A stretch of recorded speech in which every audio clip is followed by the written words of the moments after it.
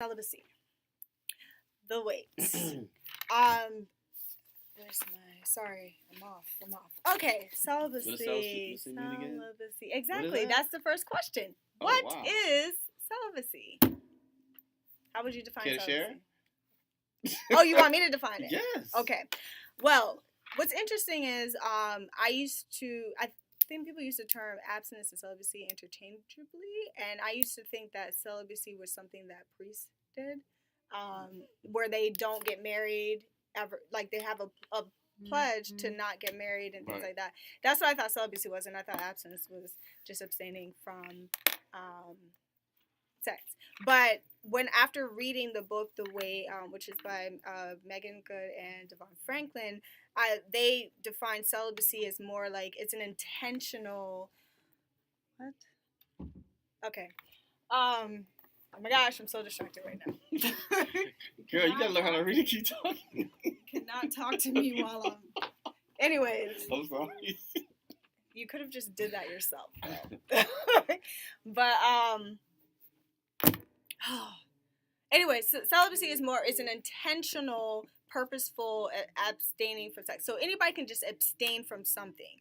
I could abstain from eating meat, whatever. That's just a behavioral mechanism. But celibacy is actually like you have a purpose and a meaning behind what you're doing. So in plain language, it's just abstaining from sex, waiting until you're married to have sex. How would you guys define celibacy? Or you don't know? Oh, I mean, Google. Yeah, exactly. Okay, what does Sorry, Google what say? is celibacy? No, I ain't gonna. No, I'm a little joke facetious, but yeah, celibacy for me is waiting on God, waiting on God for the right person that He wants you to be with, and then saving your sexual for that person. It also to me can mean not just sexual intercourse with like another person, a female, but personal, like if you do masturbation. I was gonna say that's good. Because I've seen people where I don't have sex, but they masturbate, and that turns into an influence in their mind where they're watching pornography, they're addicted to pornography because they're watching it to have that gratification, to where they're saying, "Oh, I'm not sleeping with another girl," but masturbation can have that same effect on your mind to where it becomes an addiction, right? Like sexual addictions. But Tara said she thought it was being a virgin. So yeah, celibacy. Yeah, you can be a virgin and still masturbate too. But that's what celibacy is: inactive sexual gratification with a person or yourself. So delaying sexual gratification until marriage. Delaying sexual gratification until marriage. Right. Very technical Any thoughts, term. Phil? No, you pretty much covered it all. Okay. Between you, is that gonna be your line for the rest of the night? He covered it all. I was just saying, y'all both had excellent answers. It kind of left me nothing.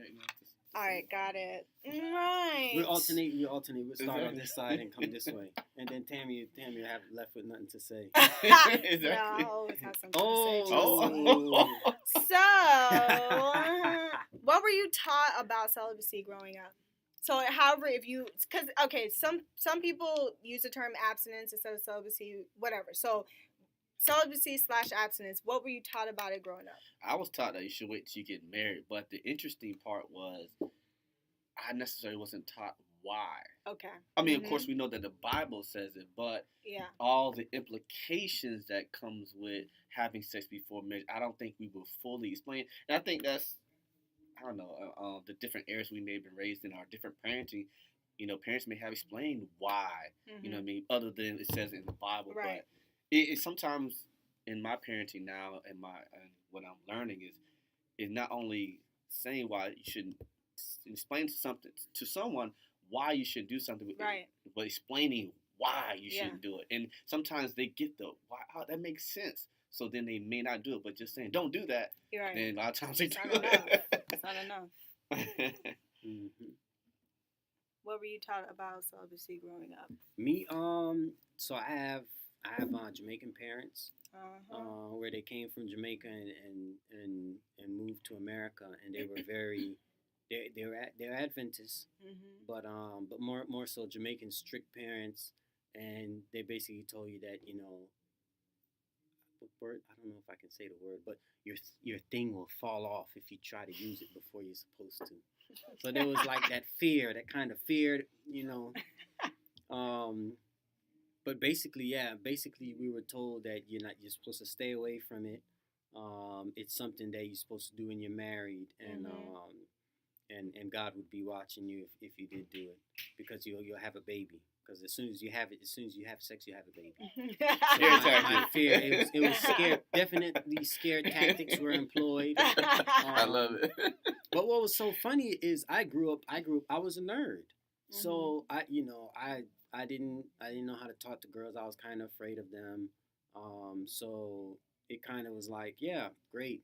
Yeah. I have a computer anyways. I don't talk to girls. Yeah. So it was one of those things where the scenario set it up where it wasn't like a big curious thing, like, oh, what is sex and all that. But but my mom did teach me, and my dad too, to wait until marriage, not to have sex. Yeah, so it was at a young age, put into my mind.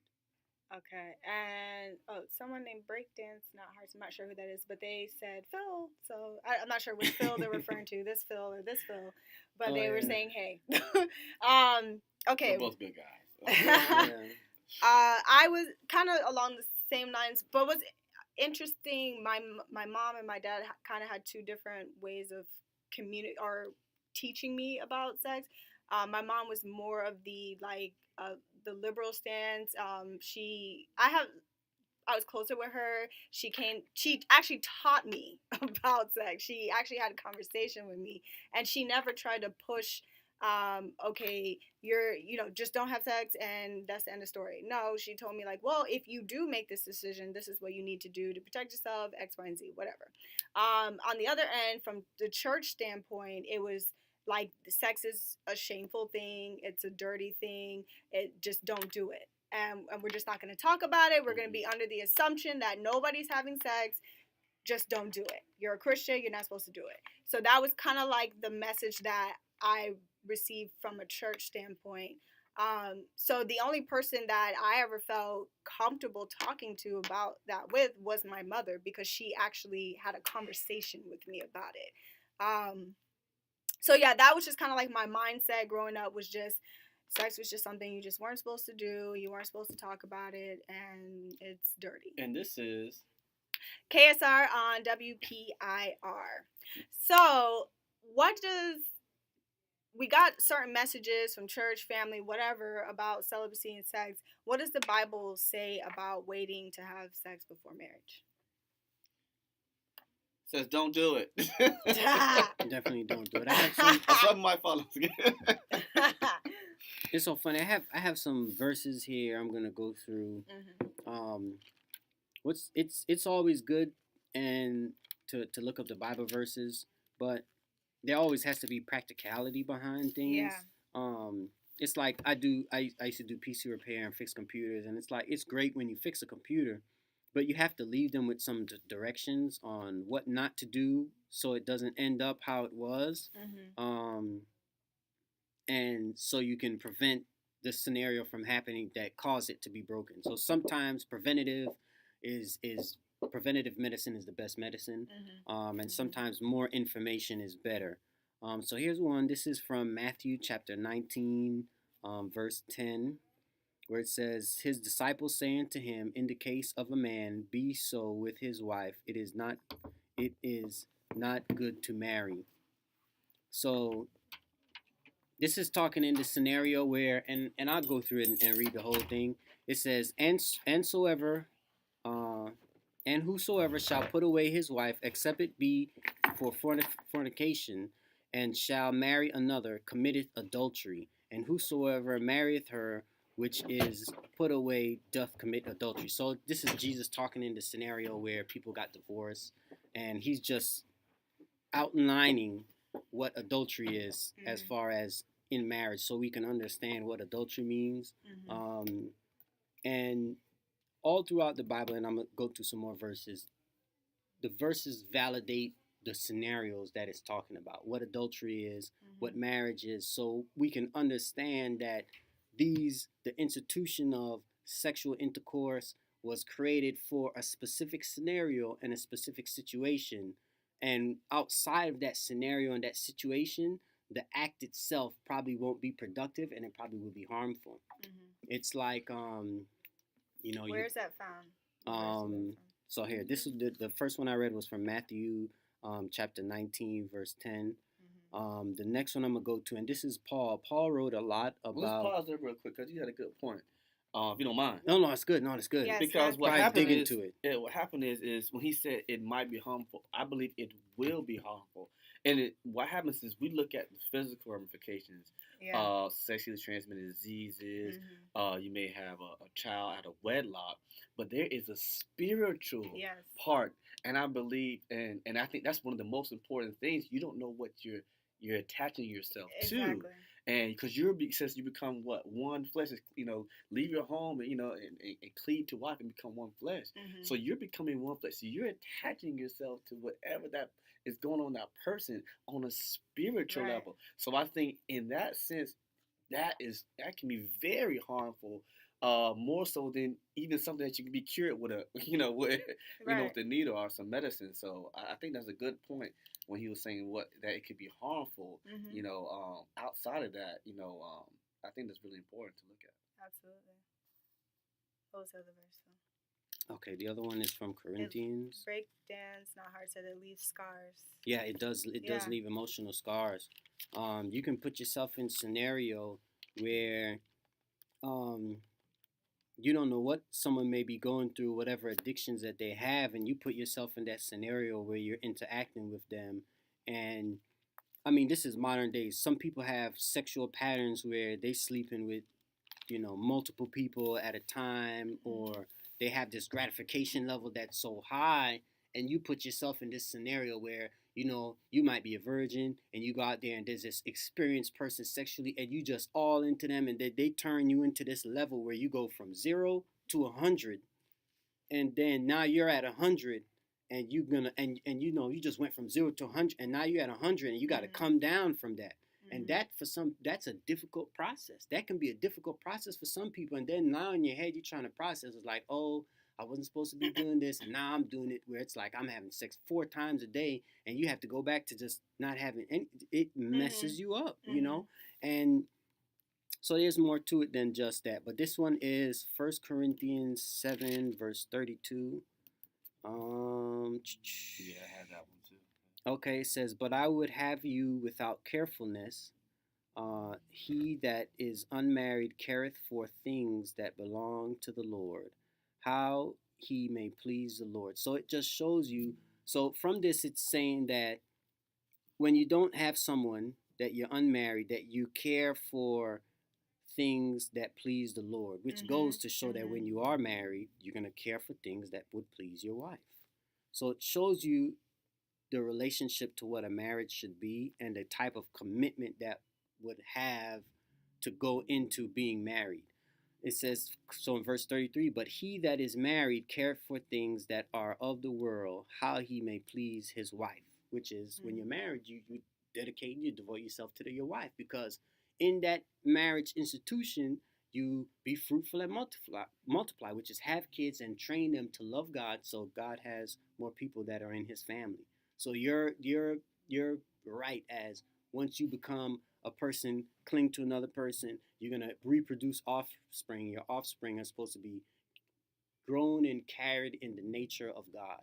So that's what that was created for. So sex is a byproduct of a relationship of two people to bring children into this world that will be productive, godly people. And what verse is that again? This is 1 Corinthians 7, verse 30, 31, 32, and 33.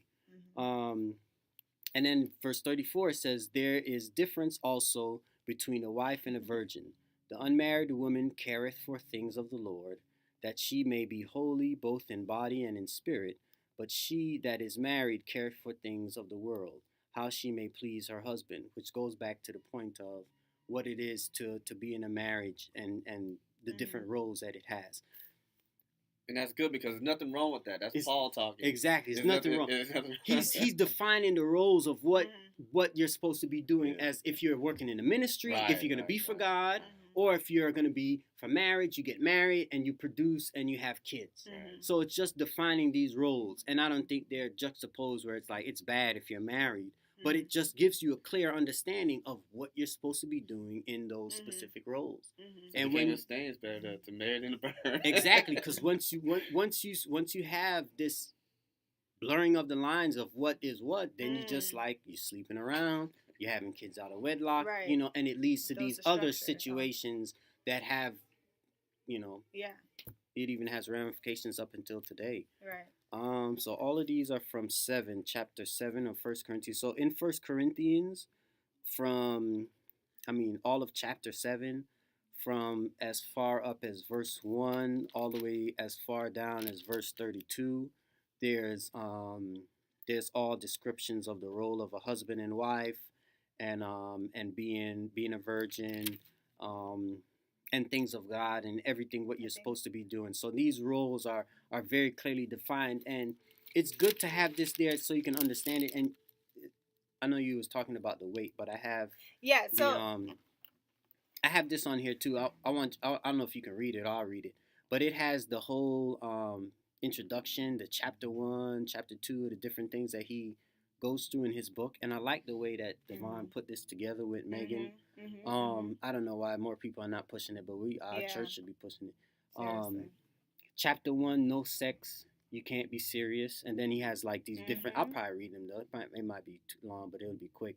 Sex, waiting, and relationships. The problem with sex, why we choose to be celibate. What the wait isn't. Things to know about being celibate. Signs from God.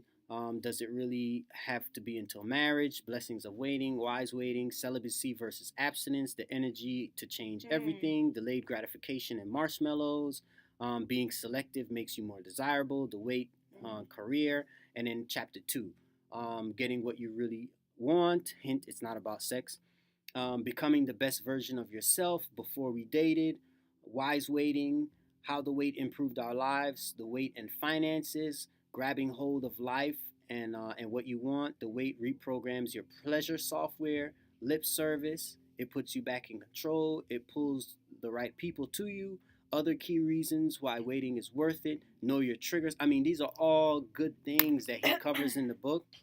So that we should think about and talk about too. Right. Like there's so much. That was like to chapter 2. Yeah, and I have that book, and I highly recommend people getting it.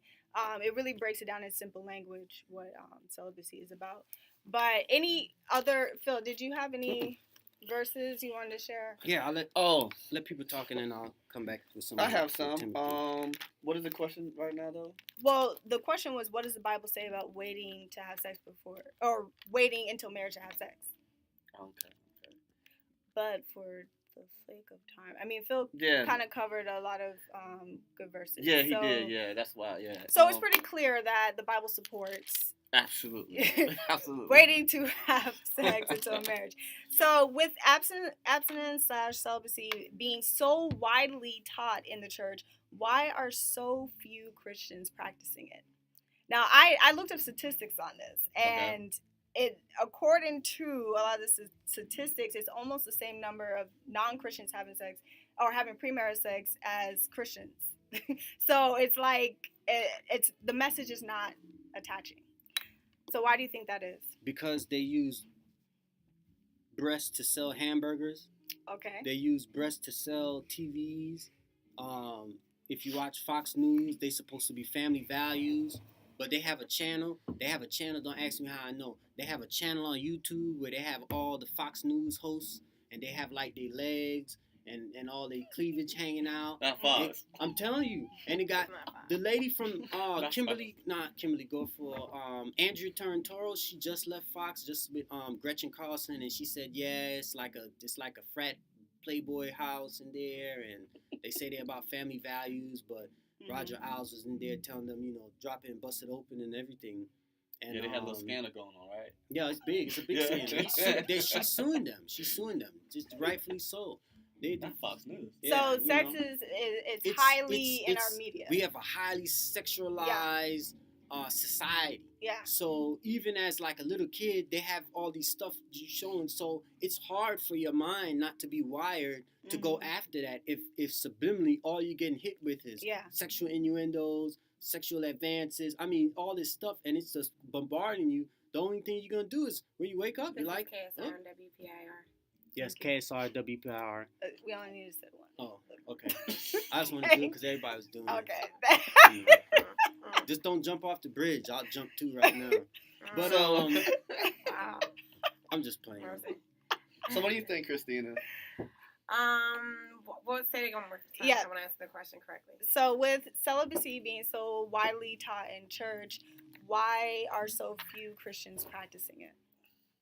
I agree with like our society is over sexualized, but I believe that it starts from home, and I don't believe that as children like we're taught.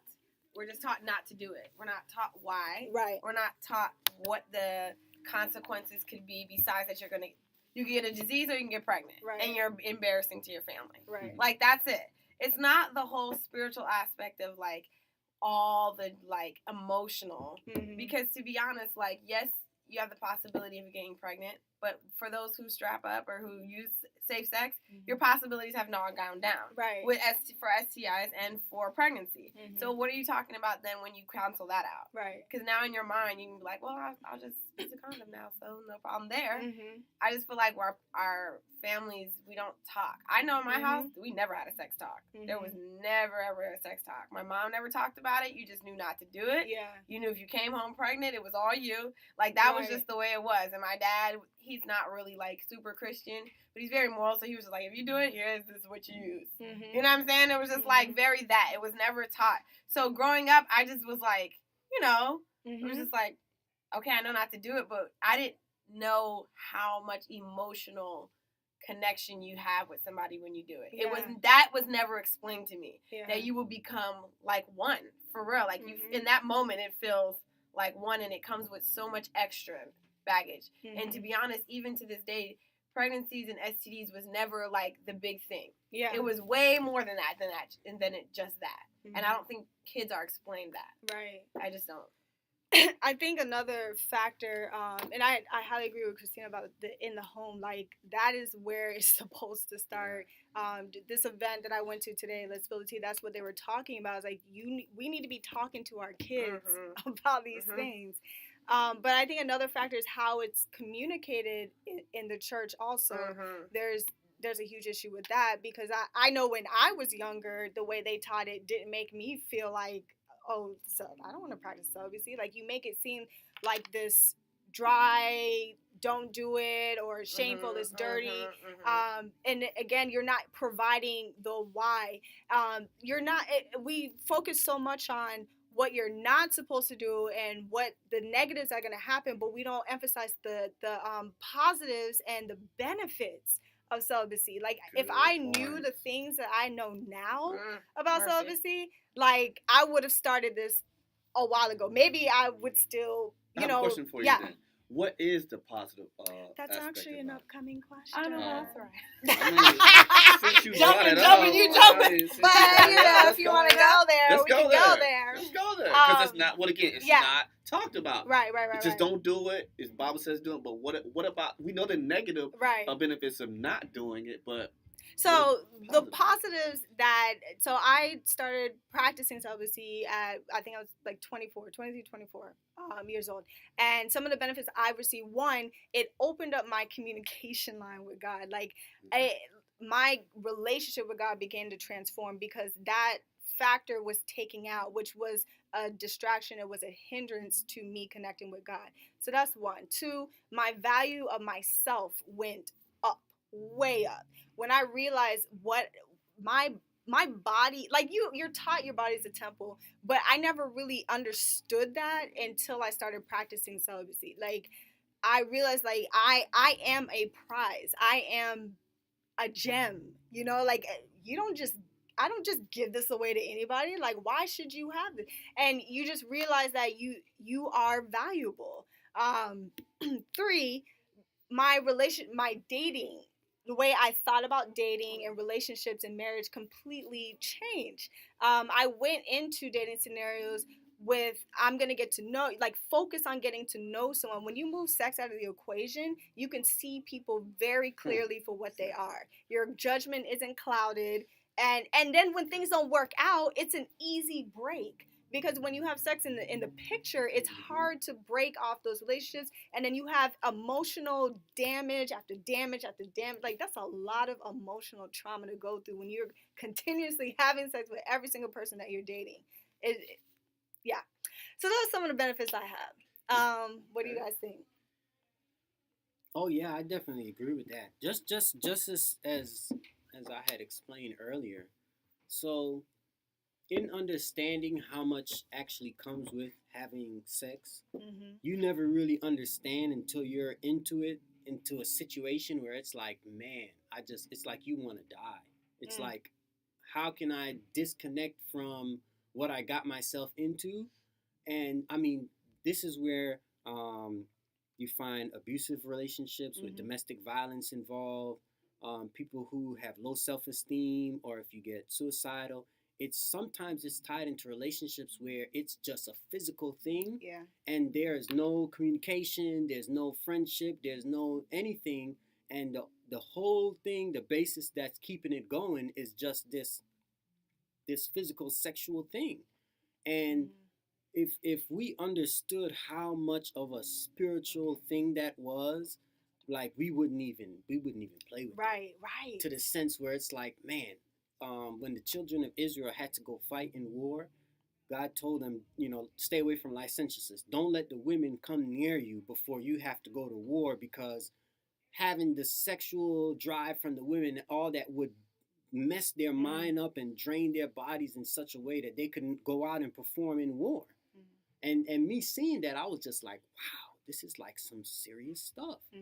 And we loosely would, and not me, I mean, you can think it's me or whatever, but we would loosely give our bodies up and give into these pleasure thoughts and pleasure emotions, not really knowing how much damage we are doing until we're out of it, and then we have a chance to decompress. And it's like and it's feel like you go into a tub with water and soap, and you could just soak in there for hours and hours and hours, and you still feel like, man, I'm just so dirty. It's like, oh man, how could I do this to myself? I'm so dirty. And praise God that He restores. Praise God that we have a restorative gospel, that when we read it and we can understand it, we see Jesus died for us on the cross. And even if the thief who had minutes worth of knowledge of Jesus could acknowledge Him, that he could be saved, that we have that accessible to us to restore us. Because I know for myself, from my personal experience, if I didn't have Christ to restore me, I mean, I don't know where I would be. I don't know what would have happened to me, just because of how situations can just rip your soul from out of you, to where it's like you feel like you're just a shell. And it's just like, like, wow, I'm just like a walking skeleton, with skin on top of it, and everything is just empty inside, because of how these sexual situations and how these sensual situations can rip you from being yourself, because you expose yourself to another person, and you don't know what they have exposed themselves to. They could have been molested or raped or whatever in their lifetime, and they're bringing that to you, and then now you're like entwined in it. Depressed. You have no idea why you're feeling how you feel, but it's because you got into these. And sometimes I just wish there was someone that could tell you this before, ahead of time. So I tell, like, the young kids that I see, and I'm talking to them, I say, listen, this girl will rip your soul out of you. Like, and I can see it as an older guy, and tell them, this girl and this guy too. I'm not, I'm just saying with the verbs and nouns that I know, that you have to guard yourself, because if not, you will. There won't be nothing left of you. Atara has a question. What was your question, Atara? She gave it to me. She wants to know about controlled foreplay. Okay, huh? that I'm sure Tammy had that question. I knew we're she did. We're gonna get to that. I knew she did. So I was like, I know Tammy's got it, and I was gonna ask you, but I was like, let me just say it. No, so, do you have any benefits to celibacy that you can share with us, Christina? Me? Yeah. I mean, pretty much what everybody said here. I mean, I think knowing what I know now, I think it's an amazing thing. For me, the most positive thing is that, like, I've been able to go into relationships being able to pretty much tell who people are from right off back. Because when you have that as, like, I wouldn't say a opener, but once people learn that about you, they're either going to appreciate it or back away very quickly. Yep. Because that's not, and I mean as Christians too. Yes. I've met more Christian men who don't accept that than I've met worldly men. So y'all suck. But anyways. What? She said, Atara said the first part of the question though. Huh? The first part of the question. Hold on, boo. The first part was that you want my hair. I'm just kidding. You said, what about foreplay? Oh, okay. Okay, not the organized foreplay. She said controlled. I know what she's saying. Okay, but foreplay. But anyways, those are my things about celibacy. Go ahead, Tammy. Did you? I have something quick to say. I think for me, I started to. What's the difference between abstinence and celibacy anyway? Well, I mean, abstinence is just abstaining from something. Yeah. So celibacy is supposed to be purposeful, like you actually have a purpose. I have purpose in abstaining from sex. So all right. So no, I started like in 2007. And it wasn't some epiphany I got. I just did not want to. I was having a lot of sex and a lot of different people, and I did not want to. I did not want to keep disrespecting women because I would just have sex with them. I didn't even know the middle name. So maybe the last name for that matter. Seriously, and it just got to the point where I just didn't want to do that no more. And I came to that in the middle of having sex, you know. But anyway, I'm just upfront like that. I think the church needs to be more transparent. Yes. But the thing about it was I wasn't successful. You know what I mean? I haven't been successful the whole 9 years now. I started. It was I started with good intentions. The interesting part was I started hanging out with a lot of church girls, thinking that. I'm sorry. Thinking that okay, I was someone safe. Yeah. And I wasn't that safe. But the thing, I was in the worst position. But I'm keeping it real. And the thing about it, I think because people when they think they're dealing with church, people think they have it all together. No, we don't. Right. A lot of people go to church so they can get better. So guarding your heart, my brother, guarding your heart, being wise in everything that you do, and don't be foolish. Don't be foolish. So I learned, and but the interesting part is what I learned through the process. Now, in the last 4 or 5 years or whatever, I've been, really good about it. Really having any issues, but it took time as a process.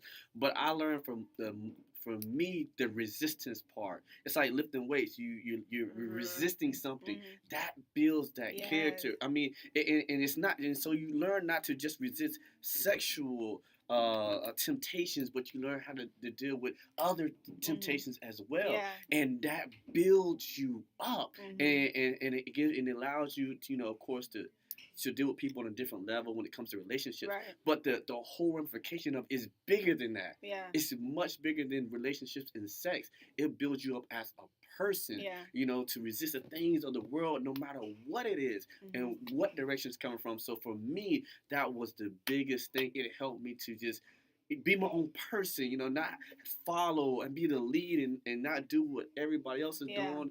Not everybody's doing it, but just to be an individual person and be dependent on God and to grow on Him in many facets. And that changed my life. And just really quickly to add on to that, it's empowering. Like, that was one of the things I gained. Like, I felt empowered over my sexual life. Like, whereas before, it's kind of like you're just a slave to the sex. And now it's like, no, I have a choice. I don't have to have sex before marriage. And I'm okay. So, from Atara's question, about controlled foreplay. So one of the questions that I had was, what is the appropriate level of intimacy before marriage? So okay, we're not having sex, but does that mean we can't hold hands, we can't kiss, etc., etc.? And then what Atara was saying, controlled foreplay. So can you do certain things, certain intimate acts that don't necessarily lead to sex? Well, what is foreplay? We got to first define that. Okay, so I mean, when I think of foreplay, I think of kissing. It could be touching, heavy petting, massage. For me, I thought foreplay was you're getting ready to have sex. You're leading up to it. And this is KSR. How you say it? On WPIR. Oh, wow. It's on the paper, so I'm so sorry. Paper. Go I'm ahead. trying. It's okay. Go ahead. I got it. No, I'm just saying for me, I thought foreplay you're doing something before. Mm-hmm. It's, so I always thought, foreplay, you're leading up to something is before something happens. So control foreplay, that's an interesting concept. So I want to learn. Okay. The appropriate level of intimacy? Mm-hmm. I don't know. I don't think that I could explain what an appropriate level of intimacy, because I feel like it's between you and your partner. Mm-hmm. Because you know your control and you know what you can't control. Yeah. Some people really are so whatever that they don't want to be in the same room. They can't sleep over. Mm-hmm. Some people can sleep over and it's nothing. Some people cannot be in the same bed with somebody overnight and control themselves. So to me, it's whatever. To me, once you've discussed with your partner, is going to trigger you. Right. You know what I'm saying? And that's where you would take it up to whatever. And I think you learn that as you go, because let's be honest, you're humans. And if you both are so serious about being celibate, when you get to that point, it might cross over, like, okay, wait a minute. Now we've done gone too far. So to me, I don't know what the appropriate level of intimacy is, whatever is decided between you and your partner that's appropriate for your relationship. Because it's not going to be the same for everybody. I got a question for you. Of course, question me. Okay, because some people think you shouldn't kiss. So do you think... boy, please, you better make out with me. Stop it. Thank you. That is like a number one ticker. And if you don't, please don't come my way. Thank you. Stop if you don't know how. Okay. I'm just going to be honest. I love that. That's what I'm talking about. I'm saying, because to me, honestly, do whatever. I've always said this. In the church, people have this taboo on sex. And that's what I was going back to you. And they put this thing on celibacy. They teach you, and it doesn't look fun. But they also don't make sex seem good. Like, it's a good thing when it's done appropriately. Right. They don't make it seem like, it's going to be bomb. Right. It's going to be great. Right. It's going to enjoy it even when you're not making kids. Like, it's going to be a good thing. So I'm saying whatever is appropriate for you and your partner. Some people, I agree, do not believe in kissing before marriage. And that's great for you, boo. Okay, doesn't work for me, but it's great for you, and I applaud that, seriously. Yeah. Because if that's your ticker, I would not want you to tempt that. Yeah. Some people think, touching people, too much is doesn't work for them. Watch out. Okay, I'm not happy. But I think it's whatever works for you. And if that is for you, if that's whatever it is, then do whatever you and God and your partner, because you should be praying about your relationship if you're with somebody. Mm-hmm. And if that is if you've decided, I don't feel like I should kiss you, it's going to be too much, and this is what we've decided, then that's great for you. Mm-hmm. So whatever you decide. Good response. What do you think, Phil? Me? Yes, you. Oh yeah, I definitely agree with Christine on that. It has to be tempered to whatever level of situation that you and the partner that you have can deal with. I mean, because like if you're dating a virgin and you're not a virgin, they can be like, okay, well, I can hold hands, I can do all that other stuff, but for me as a virgin, they won't see to go further. But you, as being experienced, you start holding hands, and it's like in your head, it's on, Right. So you definitely would have to taper it to the scenario of the person you're with, and definitely couple it with prayer and ask God to have you and show you what you need to do.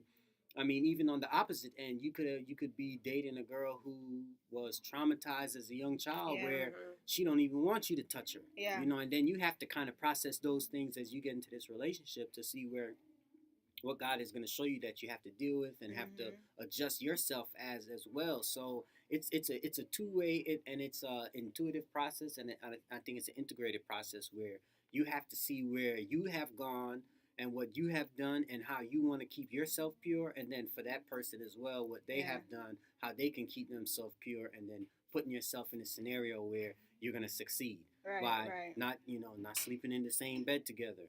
Some you can't even be in the same car together because sometimes it goes down in the car. Oh my goodness. Oh, it's not me. I'm talking for everybody. God. But that's kind of God. I don't know. And you gonna we'll sell talk me afterwards. And Jorge commented and said, kissing is intimacy building, but people these days tend to just have sex. Was a comment. And that's true too. I know some people, they probably don't even kiss, but they have sex all day. So wow, it's so true. Yeah. Oh, yeah. Oh, yeah. These new millennials. These new ones. They don't know about yeah, kissing. it's true. Wow. Yeah, they don't even kiss. Yeah, they're having sex they at just like go 3. straight into it. Yeah. But is there a line though? Like, okay, yes. we're not having sex, which I'm gonna define sex as penile vaginal sex. But are there other things that are off the table? Like also? Oral sex, right, yeah. like oral sex has to be off the table. Okay. Has to be off the table. Still sex. Oral sex. Yeah. Oral sex definitely off the table. But what if people have oral sex and don't ever have sex because they do? Right. People control it. I'm just trying to. Right. Yeah, I mean, true. There's all different types of ways you can kind of juxtapose it, but being in the room with another person naked, probably not to happen.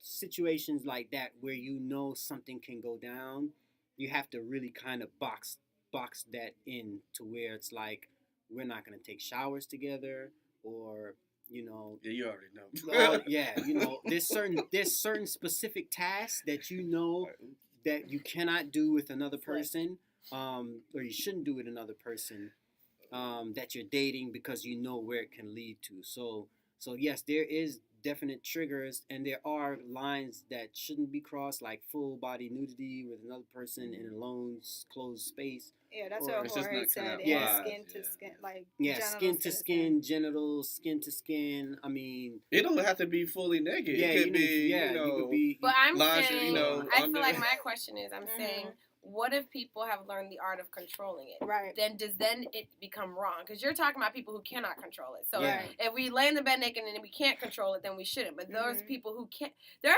people, and I speak more for Christians because they've learned how to manipulate these situations. I'm just saying. No, because other people just have sex.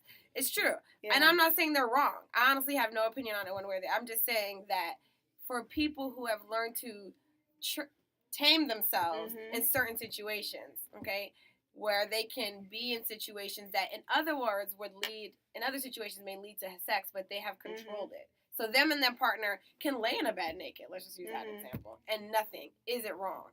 Right. So is it about the action, or is it that the because action? I've done it all in these 10 years. I've done it all. Well, so thank you, Phil. Hey, I'm just being real. The way. So I've laid in bed naked with women, and all the other stuff, everything between, all of it. For me now, the last 4 or 5 years or whatever, even the Bible says to avoid the what? The near appearance of evil. True. So, and I heard it for years, but I'm like, you hear stuff like, but it's just wise because I've done it all, and I've been in the bed with naked women and didn't do anything. I have a lot of self-control. I build up, even now I could do it, but I wouldn't do it. But the thing about it, because it's just, you just learn what is wise and what is wise. Even though you may have a high tolerance that I do, I still, certain things I still wouldn't do. Exactly. Right. You know what I mean? But that's me. But that's over time, over learning through mistakes and just being wise about certain situations. I would just, if I was really into someone or whatever, I probably wouldn't even do a sleepover, even though it wouldn't bother me either way. They could be next to me, I'm not gonna jump the bones or anything, but I just choose to do something. What happened? Ever do a sleepover? I just want to know. I'm just asking. Is it an ever thing, or is it just until we reach the comfort? Don't look at me. I'm very controversial. No, I love that. I'm controversial. No, I'm just saying. Actually, Phil was looking at me like, no, I love that. Don't tell the people of the Adventist community. No, I love that. No, because now I may have friends that may be chilling, stay overnight. It's not but it's not something that I'm not. I'm not a girl you're seeing. You would never sleep in the same bed with a girl you're seeing until marriage. Yeah, I probably wouldn't do it. I want to comment on what Phil said, because I agree, because I consider myself somebody that has a very high tolerance. Like, I have excellent control. But there have been situations where I've like scenarios like sleeping over or whatever, doing something that's not sex that you consider intimate, that I feel like, okay, I have control over this, it's not going to go to the next level. But as my relationship with that person kind of developed and we keep doing that, you find that the line starts to move a little more Fades and a little more. bit. Right, it starts to fade. So that, and I think that's the reason why, you know, God says that in the Bible, like you just avoid, don't even put yourself in the situation, because eventually it's going to break you down. It breaks down. I agree with that, Tammy. Yeah. Don't look at me like that. I do agree. She's talking to that field, not this field. Yeah, second, first, whatever. Man. I agree. This is so good. I want to talk about like some of the what are some of the challenges that you personally experience with celibacy? The part of if you having sex, to stop having sex was one of the first challenges. To just stop. Yeah. Mm-hmm. Yeah, it's that peak. Yeah, just like I was describing. You know, you could be at 100. I was at 110. You at 100, and then you have to go to 0. It is really? like, yeah, it's a real. Why he don't look at him that way? Only me. I mean, double standard. It is. It's difficult if you are in a scenario where you're having sex 2-3 times a day, and then you get to the point where it's like, okay, I need to cut this out. Mm-hmm. Then you really are really buddy with God, because God, Jesus, the Holy Spirit is the only thing that can hold you when you have been in that scenario. It's like you hooked on drugs and you have that monkey on your back. There is nothing else but that immaculate, power to really take that from you, because it is like it can be an addiction. It can be a point where you're addicted to. I mean, it's pleasurable. Masturbation, whatever. You have to kind of rip that from you. Sometimes you have to let God rip it from you, and you have to set up barriers that, I mean, you might have to move in back with your mom and be like, listen, I'm moving back from home because Stop it right now. You have anything to say? The challenges, man. First, don't ever do it, okay? Because it's extremely hard to stop. But I'm not even talking about, like, it's just, I feel like the challenges is just in general. Like, it's, intimacy is so hard because it's so different with each person. Mm-hmm. Like, when you're, whatever person you've been with, it's different in each scenario. And I'm not talking about sex, I'm just talking about intimacy in general. The way they kiss, the way they hold you, the way they touch you. Mm-hmm. And so, to me, it's like, if you meet the right person that, I guess, like, kind of gets into your, like, intimacy, it's like, you feel very weak. And I don't care how much self-control you have. It just takes the right person. For me, like, I feel like I have a decent amount of self-control, but I just feel like if it's especially when you love someone, it's like, I don't know, it's extremely hard. That you can do about it. No, there is something you can do about it. Jesus is my Lord. Hallelujah. He is Lord and King. I mess with you. No, but it is hard. Do you have any more questions? I do have one, last thing to say. Go ahead. I do have more questions, but go ahead. Oh, you do? Okay. And I wanted to answer the question myself. Go ahead. I'm sorry. Go ahead, Phil. No. Are you answering the question or what? You go ahead. Okay, challenges. I'm not trying to get in trouble later. I find you will get spanked. For me personally, with the actual practicing celibacy was not the biggest challenge. The biggest challenge is the social aspect for me. Having to go through the constant disappointment of guys not wanting to date me because I'm gonna wait until marriage, meeting someone that they're like, I'm not gonna say perfect, but they have everything that you want. But that one thing, you're waiting, what? Right? You're not gonna do what? Nothing, right? The best is the nothing. They're like, wait, but telling me like no sex. I mean, but what else? Like nothing. I'll be like, I said nothing. I mean nothing. I mean, I'm shopped is closed. And it's hard. I mean, we can say like, yeah, we know this is more important, but there's a part of you that feels hurt because it's just like, man, like I really like this guy. Everything else is good, right? Right. It's just this one thing. Everything. For real. Yeah. And there's times where I thought to myself, like, I questioned it, right?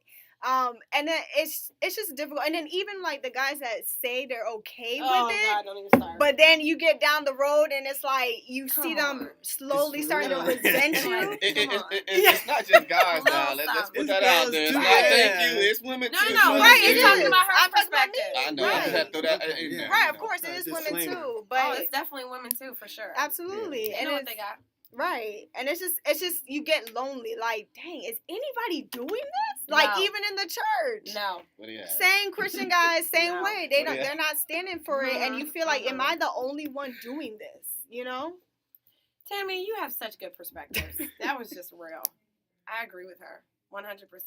Yeah. That was basically you Christian men act right. Okay. So women, Christian women too. And you Christians act right. Okay.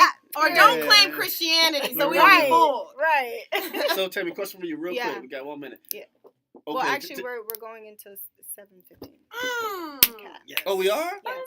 That's what I'm talking about. Thank you, so Bacchus. Good for the people who are having sex. Yeah. And they want to stop. What are some advice?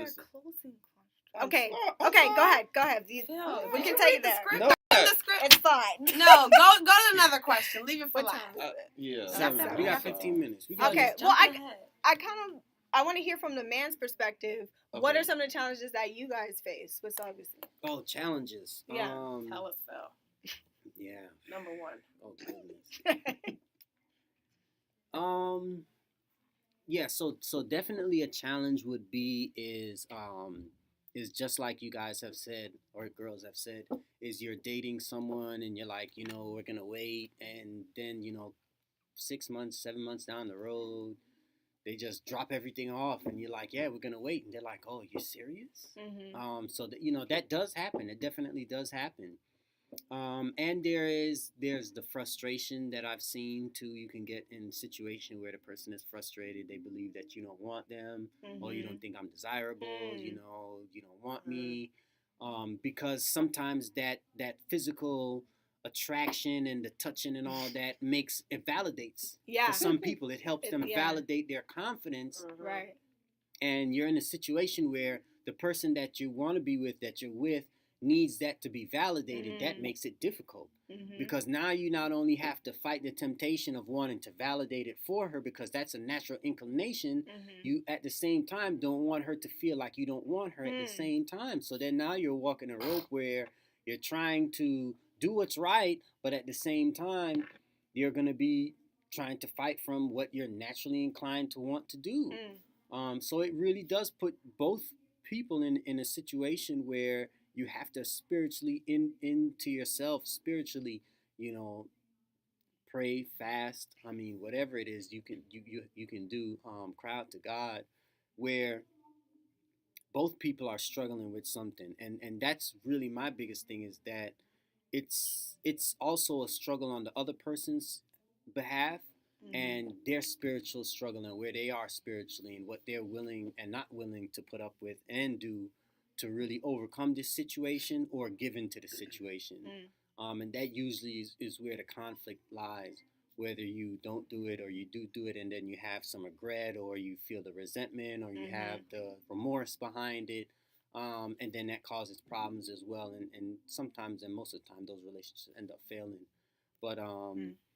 But yeah, it's difficult to really strike that balance if you're not really in the word, and you're not step by step, day by day, really putting it to God to really hold this thing together, and taking the time to learn more about that person and that situation that they have been through and come through, to have made them into the person that they are today. So for me, that really is the biggest thing, which is the scenarios and situations that I find myself in. And wanting to walk with God and having that walk with God, but also having and bringing that person you're with on that journey with you, so that they're with you lock in step, that they can follow the same spiritual path that you're on, because no matter how much I'm trying to fight to be celibate, if the person you with is like, I'm gonna bust it open no matter what, you're gonna be in a situation where it's like that was clear. Yeah, it's clear as day. That's interesting. Man, that situation. It doesn't matter how much you fight. It's like their intent that they don't care whether y'all are married or not. Yeah. They just they want to So you have to kind of. And sometimes you can find someone that says they have that mind frame, and you don't realize that they don't have that mind frame until you're in the room, and they're like, and they're like, it was just all what it was. Phil, what about you? Oh man, I gotta open up all the cans of worms. Yeah, but actually, actually was in that situation. I was with someone, and they were in the church, and like I said, a lot of church women, they have good intentions, but can be the right moment. The guy's smelling good. It's been a while. You know what I mean? And the lights are low, and it's whatever. So I've actually had to run out almost a girl's house. Like, it was really interesting. But had to do the Joseph. Literally. I was like, get away from her. Get away. But the thing about it, but actually, it was in a situation I was with a relationship and got into a relationship with a girl said, like he said, she said, I'm gonna bust him wide open within a year or whatever. I'm like, yeah, whatever. And she really is trying. So you got to be just careful about, who you get involved with, and do your research. Yeah. So I've heard from guys that are practicing celibacy that women will call them gay. Yeah, I've called gay by that same person actually because she's a very beautiful woman in movies and stuff like that. Did a lot of ball players, and she actually had called me gay. You know what I mean? In a relationship, because I didn't want to do what most men want to do with her. Right. I had that, and she had a spiritual side to her where she understood things, but that they would say the what's it? The mind is willing, but the body is weak. I'm getting kind of confused. What does it say?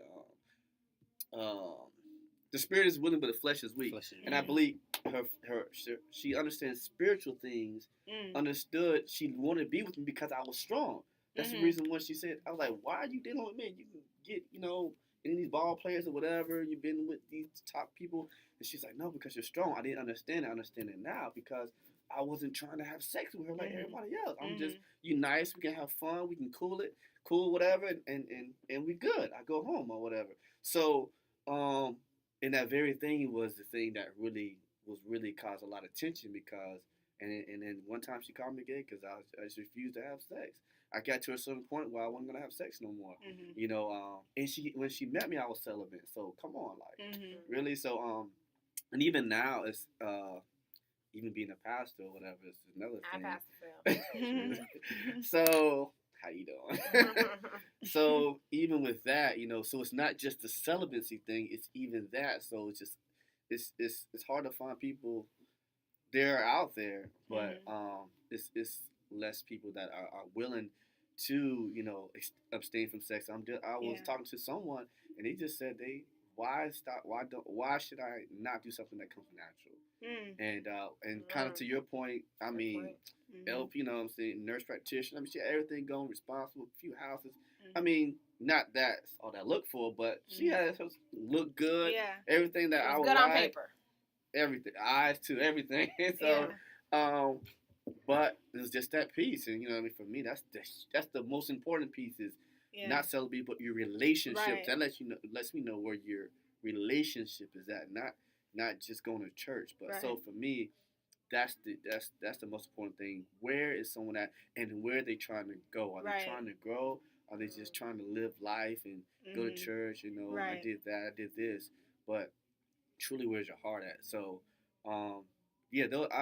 that's my challenge. I've ran into a lot of people who didn't have my same views. Right. So we just gotta be careful. And I think one of the viewers said it can be an emotional roller coaster. Dealing with that and the back and forth and things like that. So I want to jump to your question now, Phil. What were you asking? I don't remember now. Okay, so the question was. My question was, someone if they're having sex, right? Because there are people who are having sex. Let's be real, and they want to quit. What is some advice that do we have to give them to help them to curb that?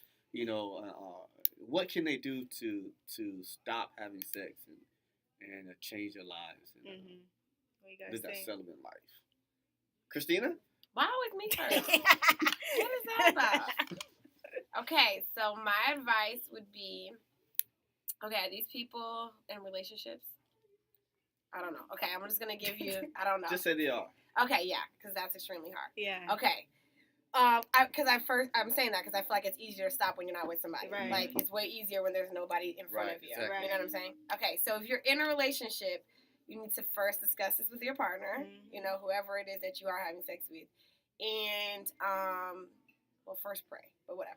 We got that part, hopefully. And then discuss it. But I would seriously say that you need to be in serious, when I said serious constant prayer. And I mean seriously. Because for those who've already had sex with your partner, and this is somebody you want to be with, for real, it is like, I used to say it was impossible to stop. I'm not even going to lie to you. I used to think in my mind, it is literally impossible. Because you have to be so connected and spiritually connected with God all the time. Because the one time you're not, you're like, yeah. I mean, because you've already been there with this person. You've already been there, done that. There's no guideline anymore. It's broken. It's done. You broke down all the barriers. So my suggestion is that you two work and reshift your focus on really having your relationship with God and building that. Because it's once you're having sex with God, you're already, something is broken in your relationship with God. Not saying that it's whatever. I'm just saying that and you need to refocus it back there and what he wants for your life. And as a spiritual couple, what you would be and what you need to be going back to. But stay in constant prayer separately and together and know your triggers and try to stay away from those. And I don't know, whoever it is, I'm praying for you. That's good. Thank you, Christina. My advice would be first to understand why you're doing it, really understand. So it shouldn't be just something that you feel pressured into or church tells you, whatever. You have to have a deep connection with what you're doing, because if you don't, you're probably going to fail or you're going to be easily tempted. So that would be my first thing, is really understanding what does the word say about it, really talking to God about it, and really, knowing what you're doing. And then secondly, you have to be being committed to it. So if you're in a relationship, that's tough. And honestly, the truth is that person is not on the same page as you. It's probably not going to work out. Like, you're either going to sway to what they want or the relationship is just not going to work out. Preach. So sometimes you got to choose God, and that's hard. But and then if you're single, you really have to reevaluate what is dating going to look like for you, and be ready for the rejection. Be ready, and don't fool yourself thinking that you can just talk to somebody who's not on the same page and think that you're going to change them or it's just going to work out. You got to get that out of your head. And I do that. I done that, and I still do that, and I'm trying to step out of that. So you got to make sure you're looking for people who are on the same page as you. That'll be my advice. What about you guys? T-minus 12:34. 3 minutes. Okay, Phil, it's on you, man. On me. What kind of advice you got for our brothers and sisters out there that's trying to... So if you're single and you're by yourself, it is a lot easier. If you're in a relationship, I would definitely advise, the prayer, the fasting, all that stuff, but get a pastor or a counselor who can help mediate in that relationship, because just like have an accountability partner, but also if you're going to take steps toward marriage, you go ahead and start dealing with taking those steps and say, okay, we're not going to have sex. The sex is not going to keep us together. Can we make it for another year to get married, to do it legally? But once we get married to do it legally, can we stay together? So go through the whole spectrum and the whole scope of everything. Like, what do you want to get from this? You want to get, I don't want to have sex until I'm married. Do I want to marry this person? And then go through the steps to go ahead and marry that person. And then make sure it all works, not just in your head, but on paper, but with a pastor and a spiritual advisor to help you, or counselor, to get you through to that end goal.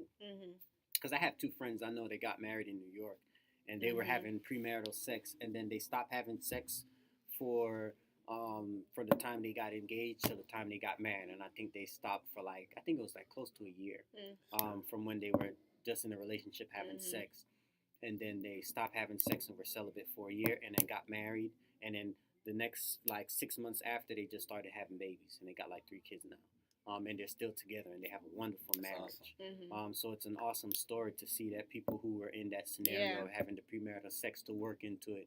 And then if you're in that situation and you're having the premarital sex and you stop and the relationship fails, then that maybe it was a good thing that you got that conviction, so God could get you out of that situation before you kept doing it and probably ruined your life or had a baby or whatever, and then it's a terrible situation. Yeah. And then for the person that's single, you have to put roadblocks around you, put roadblocks in front of you, have accountability partner, have a friend, have rules at your house. You don't have women come and sleep over. I mean, you got to set yourself up, because as you know, if you're a single guy, you got your own place, your little bachelor pad. Oh, man, anybody can roll in and out. I mean, you got to have listen, I have a pastor friend that stays with me, so you can't even come over.